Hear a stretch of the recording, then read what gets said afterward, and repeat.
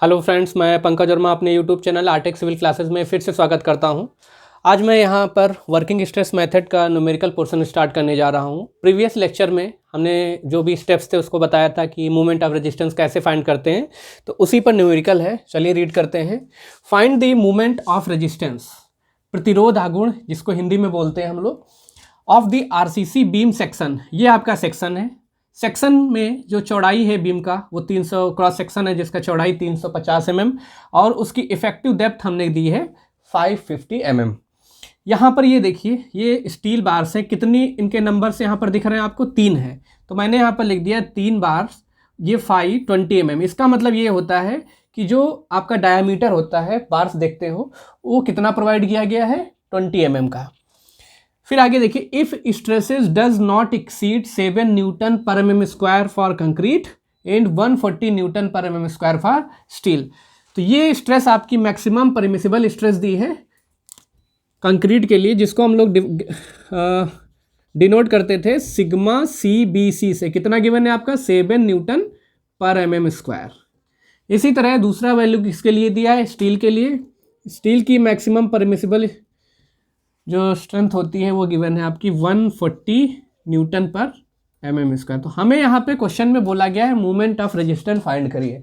तो movement of resistance find करने के लिए आपको क्रिटिकल न्यूट्रल एक्सिस और एक्चुअल न्यूट्रल एक्सिस पहले निकालना पड़ेगा।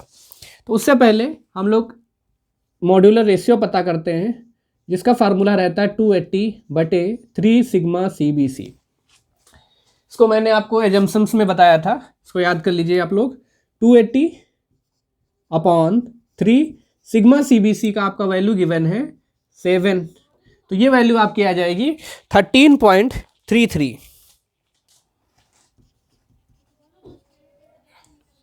अब इसके बाद हम लोग फार्मूला लगाएंगे क्रिटिकल न्यूट्रल एक्सिस और एक्चुअल न्यूट्रल एक्सिस पता करने का। तो यहाँ पर देखिए, क्रिटिकल न्यूट्रल एक्सिस का फार्मूला मैंने ये आपको बताया था याद करने के लिए। m sigma CBC upon sigma ST is equal to XC upon D minus XC। तो यहाँ पर वैल्यूज पुट कर दीजिए। m का वैल्यू भी हमारा कितना आया था? 13.33 मल्टीप्लाई सिग्मा CBC। देखिए, कंक्रीट के लिए वैल्यू सिग्मा CBC की कितने गिवन है आपके पास? 7। और स्टील के लिए हमारे पास कितना गिवन है? 140 इज इक्वल टू, निकालना क्या है हमें? Critical neutral axis. तो XC का वैल्यू हमें निकालना है यहाँ पे, ठीक है। और D हमारे पास कितना गिवन है? 550 माइनस XC। तो ये देखिए हमारे पास इक्वेशन रेडी है। तो इसका हम क्रॉस मल्टीप्लिकेशन करके XC का वैल्यू फाइंड कर लेंगे कैलकुलेटर की हेल्प से। जो आपका वैल्यू आएगा यहाँ पे वो रहेगा XC इज इक्वल टू, जिसको हम सॉल्व करेंगे तो XC का वैल्यू हमारा आ जाएगा 220.6 mm। ये आपका XC का वैल्यू हो जाएगा। तो आपको ये वाला फार्मूला याद करना है, और कैसे याद करना था वो मैंने आपको यहाँ डायग्राम बना करके पुराने लेक्चर्स में बताया है। अब ये क्रिटिकल न्यूट्रल एक्सिस आपको पता चल चुका है। इसके बाद हम लोग निकालेंगे एक्चुअल न्यूट्रल एक्सिस।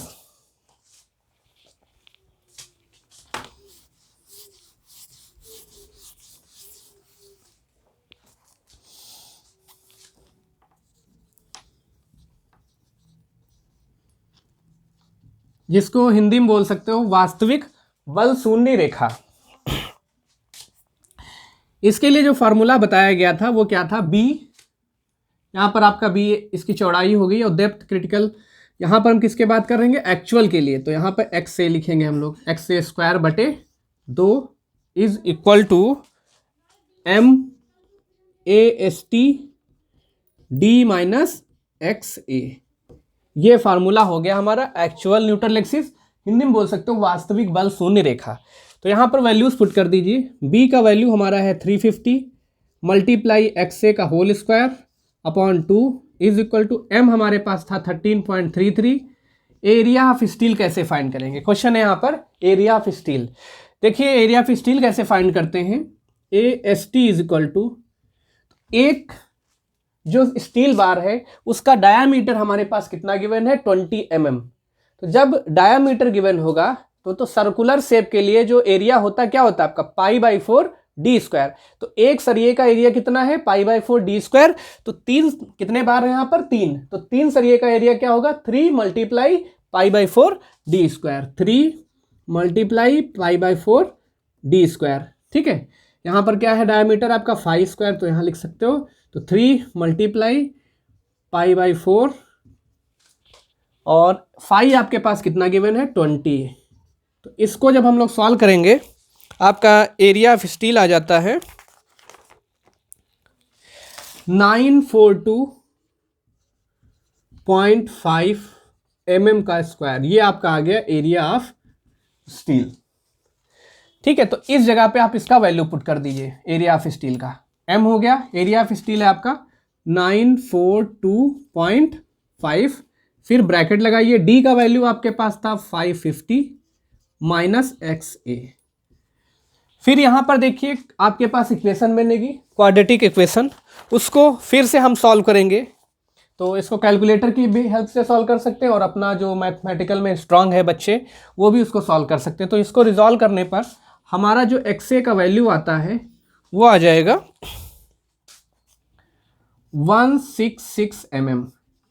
तो अब ये देखिए आपके पास दोनों वैल्यूज गिवन है। XA का वैल्यू आपको पता है कितना आया है, 166 mm आ चुका है, और क्रिटिकल का जो वैल्यू हमारा आया था वो कितना था,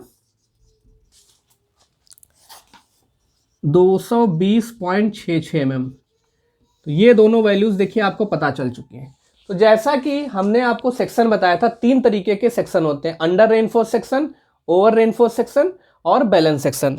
तो यहाँ पर कंडीशन देखिए, आपका जो क्रिटिकल न्यूट्रल एक्सिस है उसका वैल्यू कितना आया है, 220.6 mm, और एक्चुअल न्यूट्रल एक्सिस कितना है, 166 mm।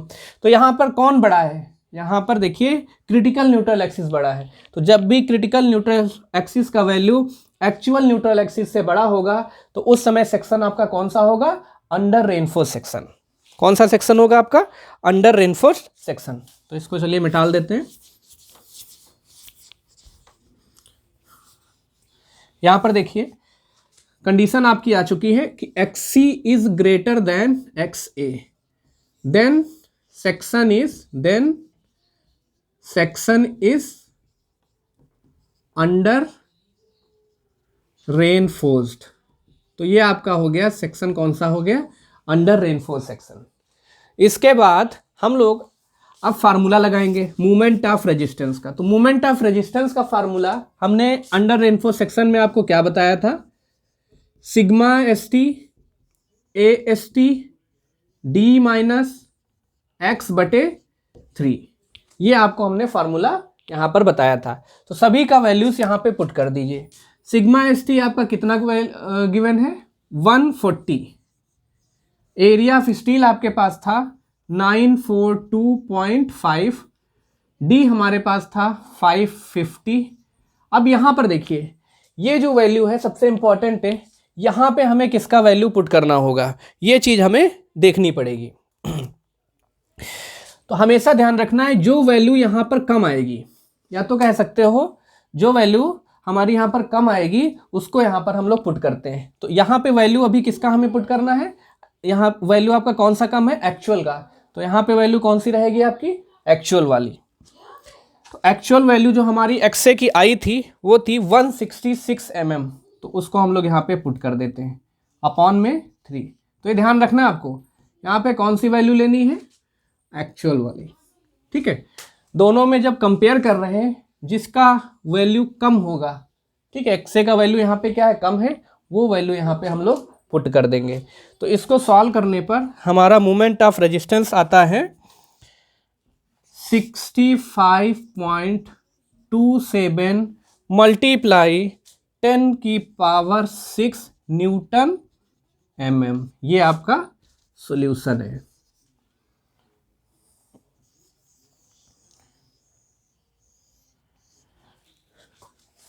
तो इस क्वेश्चन में यदि किसी को डाउट रहेगा तो कमेंट सेक्शन में कमेंट करिएगा। अब नेक्स्ट क्वेश्चन हम करवाने जा रहे हैं आप लोगों को। तो अब यहाँ पर आपके सेकंड टाइप ऑफ जो क्वेश्चन आ सकते हैं वो आएंगे आपके डिज़ाइन करने के लिए।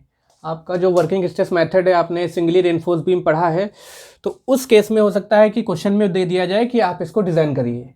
तो जब भी डिज़ाइन का क्वेश्चन आएगा तो क्या क्या चीज़ आपको क्वेश्चन में गिवन रहेगी, ये 3 चीज़ें आपको क्वेश्चन में गिवन रहेगी जब भी आपको डिज़ाइन करना हो। पहला चीज़ आपका गिवन रहेगा सिग्मा CBC और सिग्मा ST। सिग्मा CBC आपका क्या होता है, maximum permissible compressive stress in bending, concrete के लिए है, और सिग्मा ST क्या है, स्टील के लिए। और या तो ये ऐसे भी क्वेश्चन में गिवन हो सकता है कि M20 या M25 ग्रेड कंक्रीट का गिवन हो और स्टील का ग्रेड जैसे Fe250, Fe415, तो वहाँ से भी हम लोग सिग्मा CBC और सिग्मा ST का वैल्यू निकाल सकते हैं, मैंने ऑलरेडी बताया है आपको।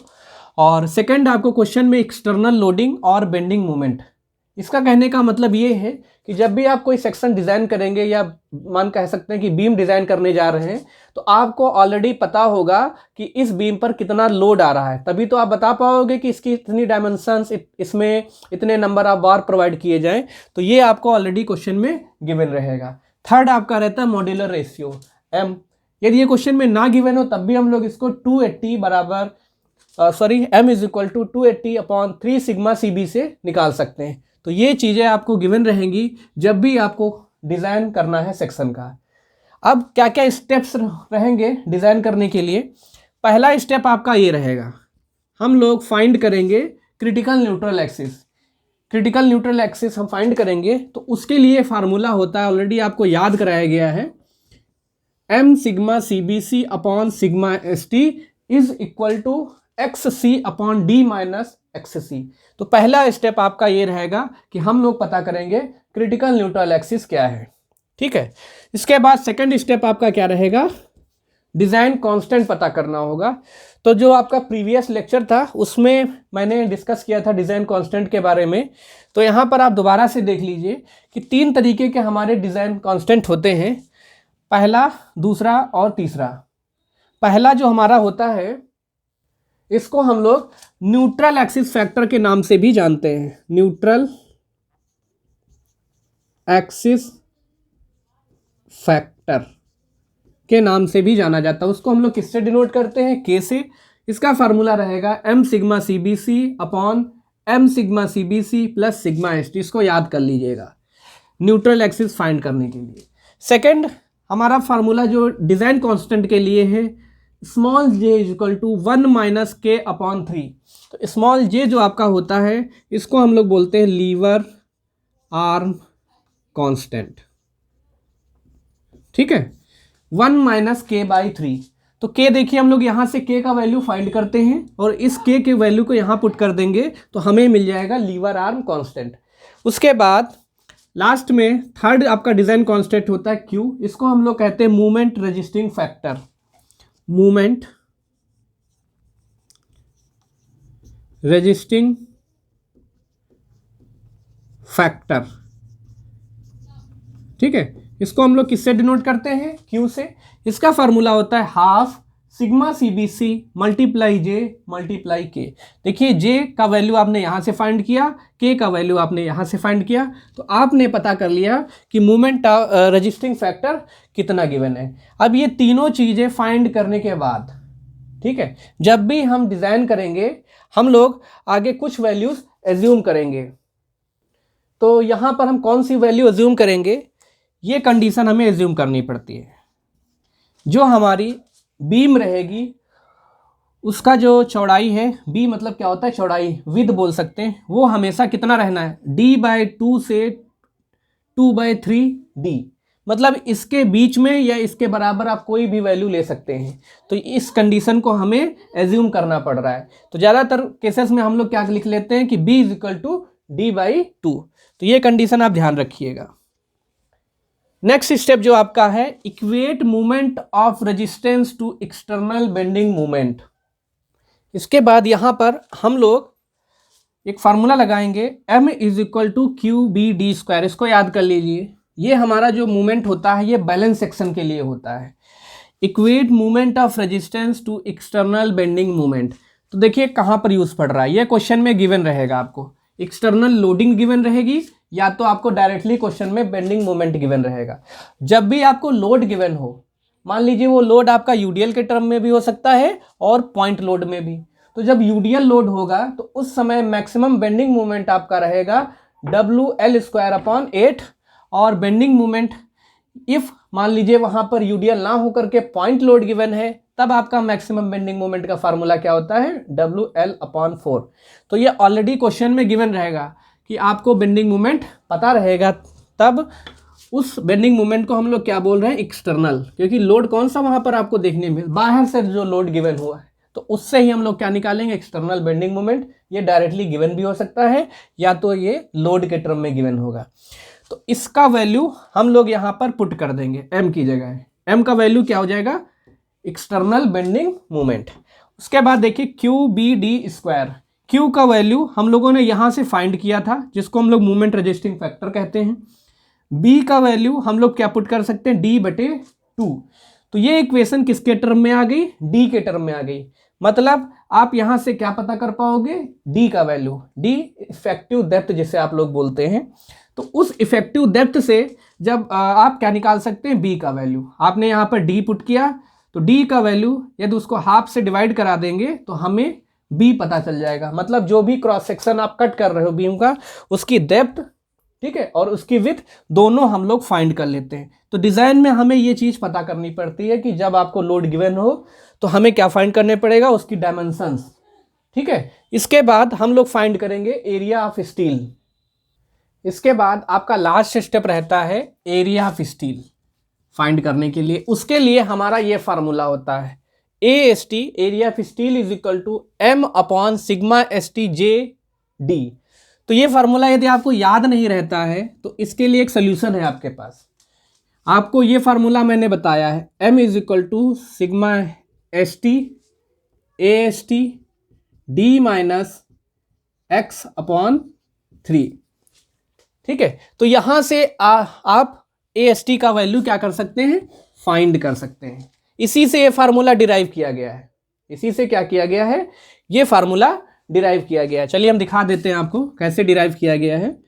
σST AST को ऐसे रखिए, D-X का वैल्यू हम लोग यहाँ पे पुट कर सकते हैं KD/3, ठीक है। अब यहाँ पर देखिए σST AST, यहाँ से D आपको कॉमन मिल जाएगा, अंदर क्या बचेगा 1 - K/3। तो σST AST मल्टीप्लाई D और 1 - K/3, इसकी जगह हम लोग क्या पुट कर सकते हैं, लीवर आर्म कांस्टेंट जिससे हम लोग बोलते थे J। फिर यहाँ पे लिख दीजिए M, ठीक है। तो हमें क्या निकालना है, एरिया ऑफ स्टील। तो एरिया ऑफ स्टील को इधर अकेला कर दीजिए, तो आपका फार्मूला क्या डिराइव होके बनेगा, देखिए AST is equal to M/σSTJ/D। तो ये फार्मूला देखिए आपका डिराइव हो गया। तो डायरेक्टली आप ये याद कर सकते हैं। यदि कभी भूल जाते हैं तो आप इस फार्मूले से भी एरिया ऑफ स्टील का वैल्यू निकाल सकते हैं। तो इसका न्यूमेरिकल हम डिजाइन ऑफ सेक्शन का अगले लेक्चर में बताएंगे। आज के लिए इतना ही, थैंक यू।